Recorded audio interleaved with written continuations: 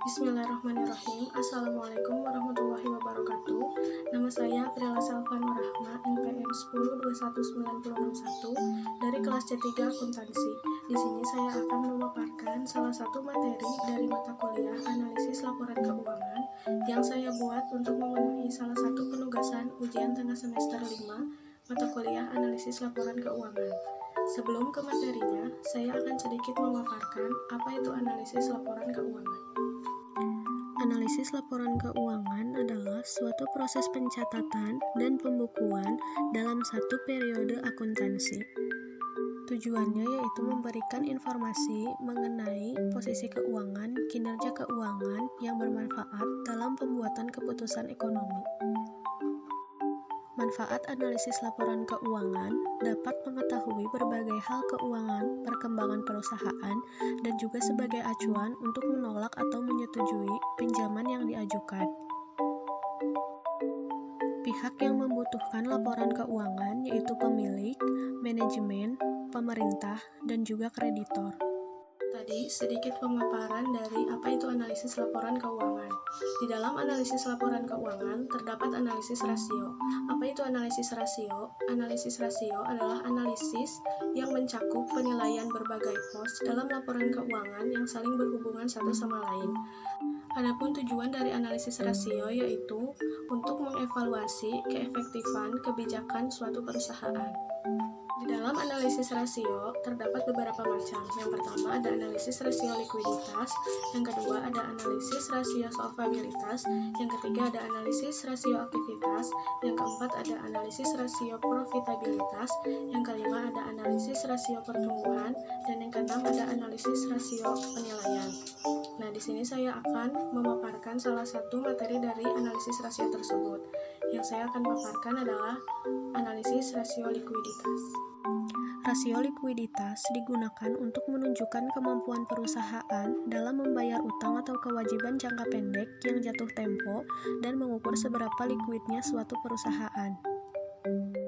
Adapun macam-macam rasio dalam analisis rasio likuiditas yaitu rasio lancar, rasio cepat, rasio kas, rasio perputaran kas, dan inventory to net working capital ratio.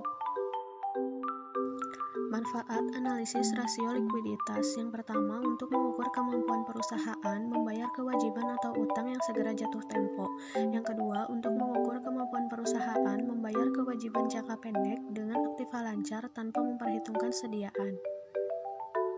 Yang ketiga sebagai alat perancang ke depan. Yang keempat untuk melihat kelemahan yang dimiliki perusahaan. Dan yang kelima yaitu sebagai alat pemicu bagi pihak manajemen untuk memperbaiki kinerjanya. Macam-macam rasio dalam analisis rasio likuiditas. Yang pertama rasio kas untuk mengukur kemampuan perusahaan dalam membayar kewajiban jangka pendek yang akan jatuh tempo. Adapun rumusnya yaitu aktiva lancar dibagi dengan utang lancar.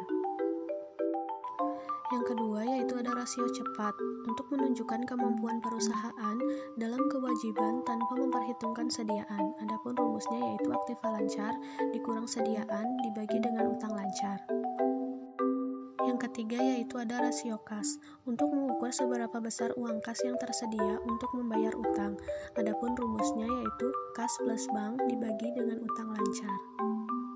Yang keempat yaitu rasio perputaran kas untuk mengukur tingkat kecukupan modal kerja dalam membayar tagihan dan membiayai penjualan.